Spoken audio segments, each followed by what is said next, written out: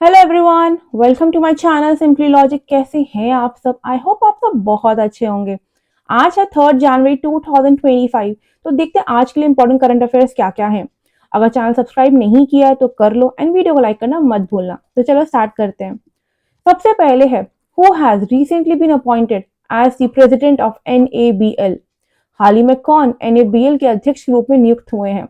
Options हैं Rajiv Mehta, Ashok Chandra, doctor Sandeep Shah या अरविंदर सहानी।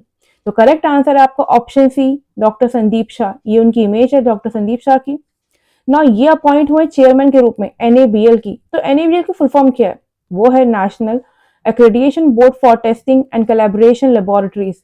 ये बेसिकली कॉन्स्टिट्यूएंट बोर्ड है of the quality council of India, जो कि एक बॉडी है जो प्रोवाइड करती है आपको सर्टिफिकेट्स या लाइसेंसेस वगैरह regarding the pathological and testing laboratories in India.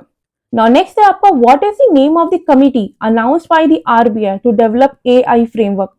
RBI द्वारा AI फ्रेमवर्क विकसित करने के लिए घोषित समिति का नाम क्या है?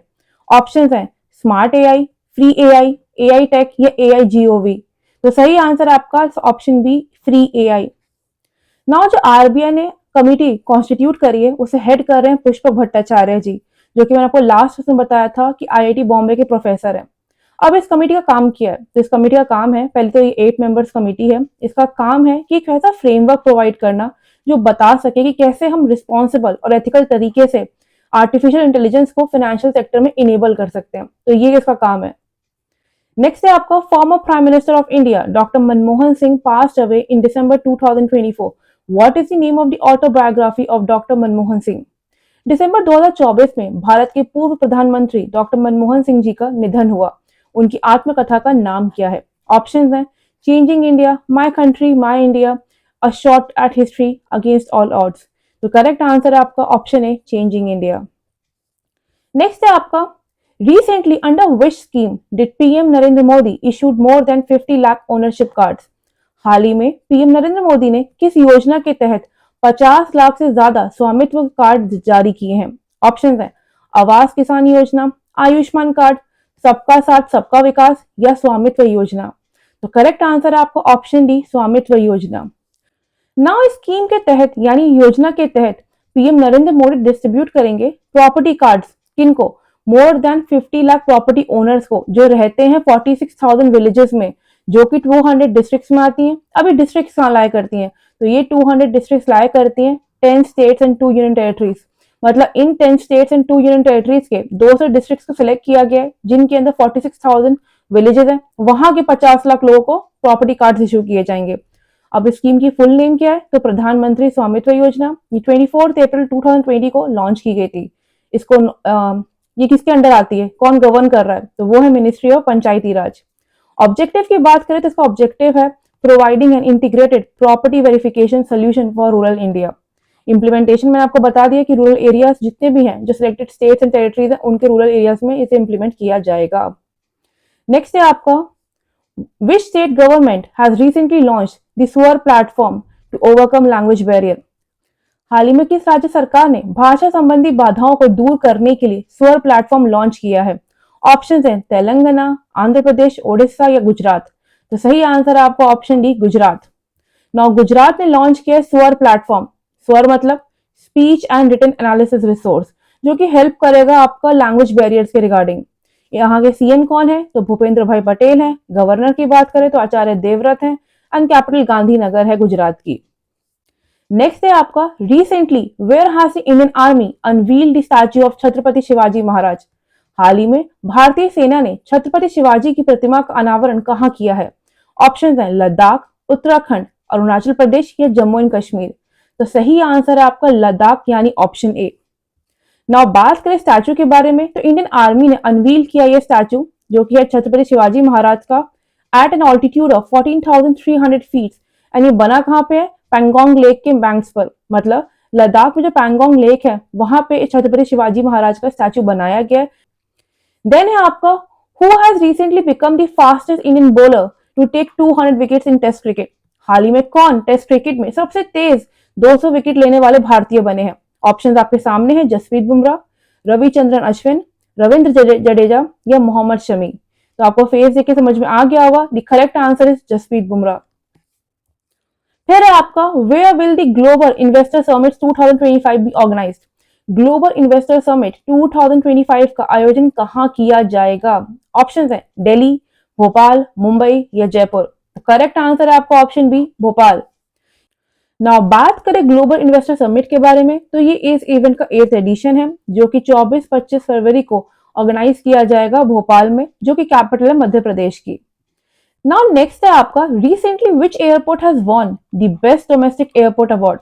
हाल ही में किस हवाई अड्डे ने सर्वश्रेष्ठ घरेलू हवाई अड्डे का पुरस्कार जीता है? ऑप्शंस हैं Rajiv Gandhi international airport, Manohar international airport, Kempegowda international airport या Indira Gandhi international airport. The correct answer is option B, Manohar international airport. अब ये कहाँ का एयरपोर्ट है? तो ये है गोवा का इंटरनेशनल एयरपोर्ट। चलो कमेंट्स आप मुझे बताओ, गोवा के सीएम कौन है, यहाँ के गवर्नर कौन है एंड यहाँ की कैपिटल क्या है? ठीक है। नाउ नेक्स्ट है आपका recently which cricketer was awarded honorary cricket membership by MCC. हाल ही में किस क्रिकेटर को एमसीसी द्वारा मानद क्रिकेट सदस्यता से सम्मानित किया गया है? ऑप्शंस है हरभजन सिंह, युवराज सिंह, सचिन तेंदुलकर या वीवीएस लक्ष्मण। तो फेस देख के आप समझ गए होंगे, the correct answer is option C, Sachin Tendulkar. ना एमसीसी क्या है? एमसीसी यानी मेलबर्न क्रिकेट क्लब, जिन्होंने अनाउंस किया है कि वो आपके ऑनररी मेंबरशिप दे रहे हैं सचिन तेंदुलकर को। अब क्यों दे रहे हैं? क्योंकि उनका अनपैरेलल कंट्रीब्यूशन रहा टुवर्ड्स क्रिकेट, उनके जो रिमार्केबल 24 ईयर्स के इंटरनेशनल करियर रहा, उसको ऑनर करने के लिए दी गई है। नाउ नेक्स्ट है आपका who won the senior national men's handball championship in December 2024। दिसंबर 2024 में senior national men's handball championship किसने जीती है? ऑप्शन है केरला, सिक्किम, नागालैंड या Haryana. The correct answer is option A, Kerala. ना दिसंबर 2024 में आपका इवेंट हुआ था, चैंपियनशिप हुई थी, जहां पे केरला ने हराया है चंडीगढ़ को एंड जीता है title of senior national men's handball championship का। अब इनका स्कोर क्या था? स्कोर था 34-31।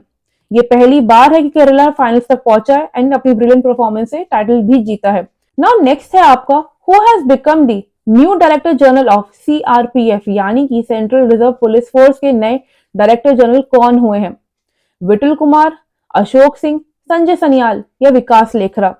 तो सही आंसर है आपका ऑप्शन ए, विटल कुमार। ये है विटल कुमार जो कि आईपीएस ऑफिसर हैं। इन्होंने अनीश दयाल सिंह के रिटायर होने के बाद अज्यूम किया charge of director general of the CRPF. फिर है आपका which country has recently presented the prototype of the world's fastest train. हाल ही में किस देश ने दुनिया की सबसे तेज ट्रेन का प्रोटोटाइप प्रस्तुत किया है? ऑप्शन है रशिया, यूक्रेन, चाइना या इंडिया। तो करेक्ट आंसर है आपका ऑप्शन सी, चाइना। चाइना ने रिसेंटली अनवील किया next generation high speed train का प्रोटोटाइप, जिसका नाम है CR450 प्रोटोटाइप। इस ट्रेन की हाई स्पीड रहेगी 450 किलोमीटर पर आवर की। ये रिप्लेस करेगी CR400 को, जो कि चलती थी आपकी 350 किलोमीटर पर आवर की स्पीड से। नाउ नेक्स्ट है आपका which city has launched climate mission aiming to become the world's first energy literate city. किस शहर ने दुनिया का पहला ऊर्जा साक्षर शहर बनने का लक्ष्य रखते हुए जलवायु मिशन शुरू किया है? ऑप्शन है इंदौर, कोची, अमृतसर या अहमदाबाद। तो करेक्ट आंसर आपका ऑप्शन है इंदौर। इंदौर ने क्लाइमेट मिशन स्टार्ट किया है with an aim to become the world's first energy literate city.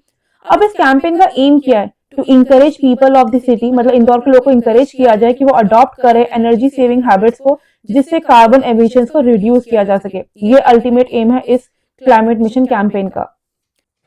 Now last question for the day, with the help of which rocket ISRO यानी कि Indian space research organisation has successfully launched the space docking experiment SpaDeX mission. किस rocket की मदद से इसरो ने space docking experiment SpaDeX mission का सफलतापूर्वक launch किया है? ऑप्शंस हैं PSLV C60, PSLV C57, PSLV C56 and lastly PSLV C58। तो करेक्ट आंसर है आपका ऑप्शन ए, PSLV C60। अभी मिशन कब आपका लॉन्च किया गया है? तो ये श्रीहरिकोटा से लॉन्च किया गया था with the help of PSLV C60 on 30 दिसंबर 2024। इस मिशन का नाम है, एक्सपेरिमेंट का नाम है स्पेस डॉकिंग एक्सपेरिमेंट, जिसे इसरो यानी इंडियन स्पेस रिसर्च ऑर्गेनाइजेशन ने लॉन्च किया है। कहां से? सतीश धवन स्पेस सेंटर श्रीहरिकोटा से ये आपका स्पेसक्राफ्ट को जो रॉकेट है PSLV C60 इसको लॉन्च किया गया था। Now that's it for the day guys. अगर आपको अच्छा लगा वीडियो तो लाइक शेयर सब्सक्राइब करना मत भूलना और मिलते हैं नेक्स्ट वीडियो में। Till then thank you so much for all the love and support, it means a lot to me. Thank you so much.